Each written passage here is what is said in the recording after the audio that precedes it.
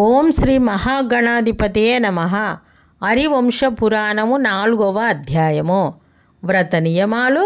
విఘ్నము కలిగించిన స్త్రీకి నరకము. వైశంపాయనుడు మళ్ళీ ఈ విధంగా చెప్పాడు. రాజా, 9 రోజులు వ్రతము చేసేవారికి నియమాలు చెబుతున్నాను విను. ఈ వ్రతము చేసేవాడు ఒక పూటే భోజనము చేయాలి. నేలపైనే పడుకొని నిద్రపోవాలి. పురాణము పూర్తి అయ్యే వరకు బ్రహ్మచర్యంలో ఉండాలి.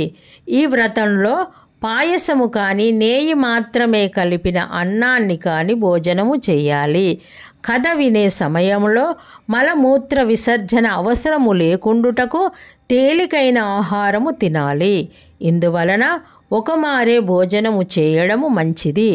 శక్తి ఉంటే ఉపవాసము చేయవచ్చు, లేదా నేతినో పాలనో త్రాగి సుఖంగా వినవచ్చు.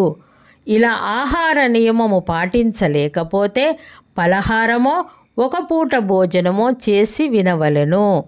ఈ కథను వినువాడు ఎల్లప్పుడూ పవిత్రుడై ఏకాగ్రత మనస్సుతో వినటానికి కూర్చోవాలి. కథ వినే స్త్రీ పిల్లలతో సహా స్నానము మొదలైన పనులు పూర్తి చేసుకొని మొదట శ్రీకృష్ణ భగవానుని పూజ చెయ్యాలి. తర్వాత పురాణము వినాలి. ఏదైనా ఇష్టమైన ఫలితాన్ని కోరేవారు శ్రద్ధతో పుష్ప ధూప ఫలములను సమర్పించి మళ్ళీ నైవేద్యము ద్వారా గురువుకు పూజ చెయ్యాలి. కథను విన్న తర్వాత సాయంకాలం వరకు శుచిగా ఉండి బ్రహ్మచర్యాది నియమాలను పాటించాలి. బంధువులతో కూడా సాయంకాలమందు గురువును సంతోషపెట్టి రాత్రి సుఖంగా నిద్రించాలి. పాపాలు పోవటానికి నియమాలు తప్పక పాటించాలి. ఎల్లప్పుడూ విష్ణువును తలుచుకుంటూ నియమాలను పాటించాలి. పరిశుద్ధమైన మనస్సుతో ఆకులో భోజనము చేయాలి. కథ వినటము పూర్తి అయిన తర్వాత నిత్యము భోజనము చేయాలి. పప్పు, తేనె, నెయ్యి, వేడి అన్నము, దుష్టభావముతో కూడిన పదార్థము చాలాసేపటి క్రింద వండినది, విడవదగిన వస్తువులు మరియు వంకాయ, కొడిసెపండ్లు, మిక్కిలి వేడన్నము, చిన్న శనగలు, తూర్పాల పట్టిన ధాన్యము, మాంసము విడిచిపెట్టాలి. మరియు నీరుల్లి, వెల్లుల్లి, ఇంగువ, ముల్లంగి, తెల్ల ఉల్లి, మెట్ట తామెర దుంప, బూడిద గుమ్మడికాయ వ్రతంలో ఉన్నవారు తినరాదు. కామ, క్రోధ, మద, మాత్సర్య, లోభ, దంభ, మోహములనే దుర్గుణాలను దూరంగా ఉండాలి. వేదమును, వైష్ణవులను, బ్రాహ్మణులను, గురువును, గోసేవ చేసేవారిని, స్త్రీని, రాజును, గొప్పవారిని నిందించకూడదు. కథ వ్రతంలో ఉన్నవాడు, వేలపల ఉన్న స్త్రీ, చండాల పాపాత్ములతో గాయత్రి చేయనివాడు బ్రాహ్మణ ద్రోహి. వేదమును నమ్మనివాడు ఇట్టి వారితో మాట్లాడకూడదు. ఈ వ్రతము చేసేవాడు సత్యము, పవిత్రత, దయ, మౌనము, సరళ స్వభావము, వినయము వీటిని పరిపాలించే తన మనస్సును ఉదారముగా నుంచుకొనవలెను.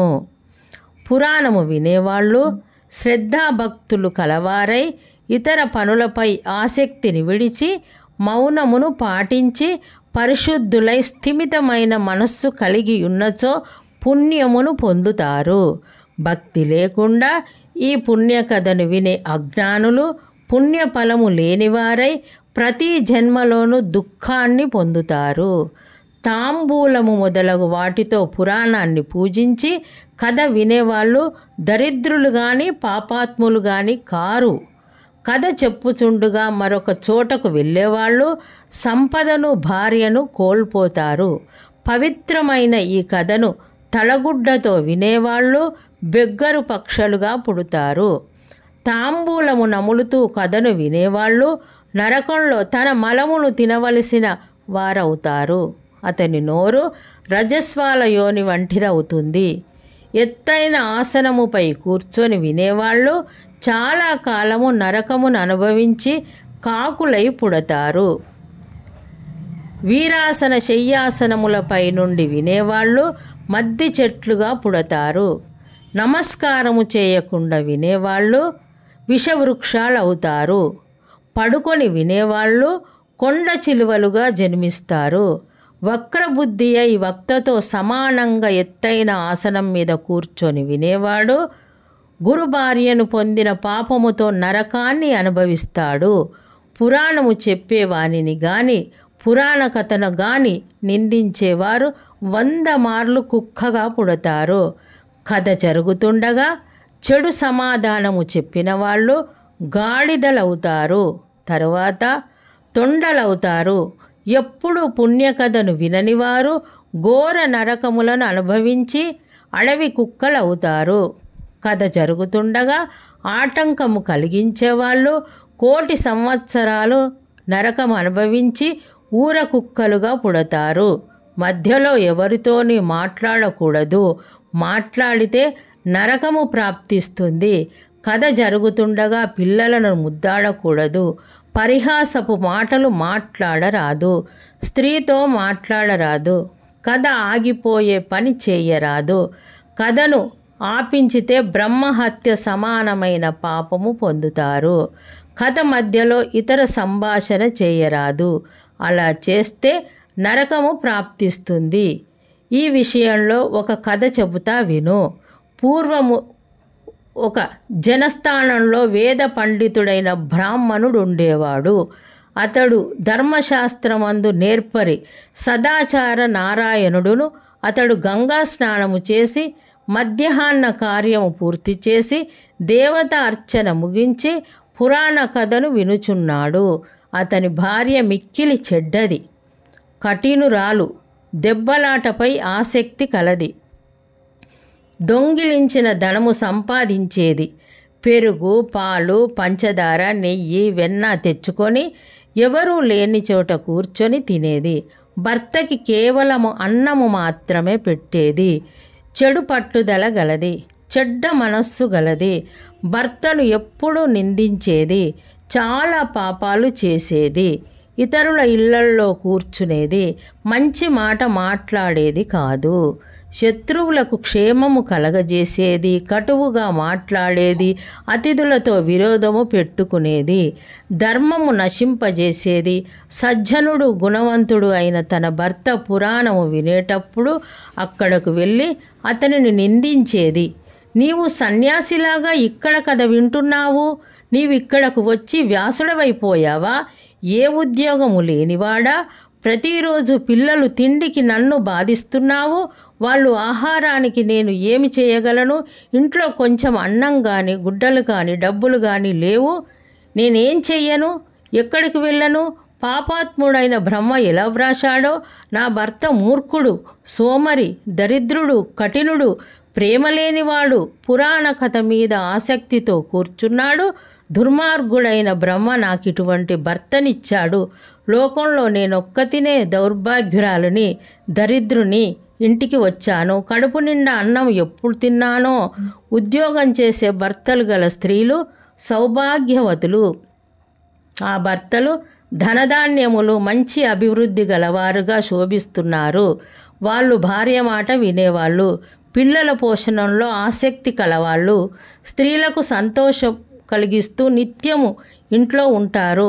మంచి ఆహారమును తిని బలవంతులుగాను భార్య ఆజ్ఞను శిరస వహించువారుగా ఉంటారు. వారికి కావలసిన పని చేస్తారు.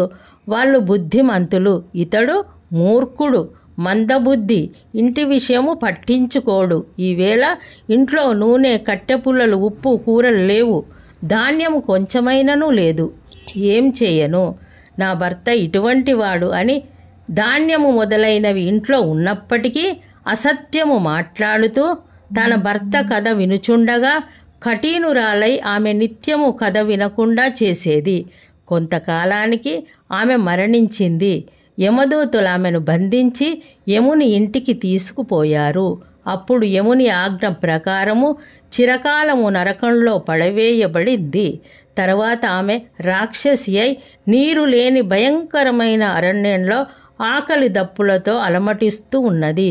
అందువలన భార్య గాని భర్త గాని కథకు విఘ్నము కలిగించరాదు. కథ వినుటకు విఘ్నము కలిగించే వాళ్ళు చాప, తుమ్మెద దున్నపోతు, హంస, కొంగ, పిల్లి, కాకి, తోడేలు, గ్రద్ద, జలగ, బీటిచ్చిన కుండ, నీరు, శిల, నది వంటి వారగుట చేత ఈ పేర్లను పొందుతారు. దరిద్రుడు, క్షయరోగము గలవాడు, ఇతర ఏ రోగమైన కలవాడు, భాగ్యహీనుడు, పాపపు పనులు చేయువాడు, సంతానము లేనివాడు, మోక్షము కోరువాడు ఈ హరివంశ కథను వినవలెను.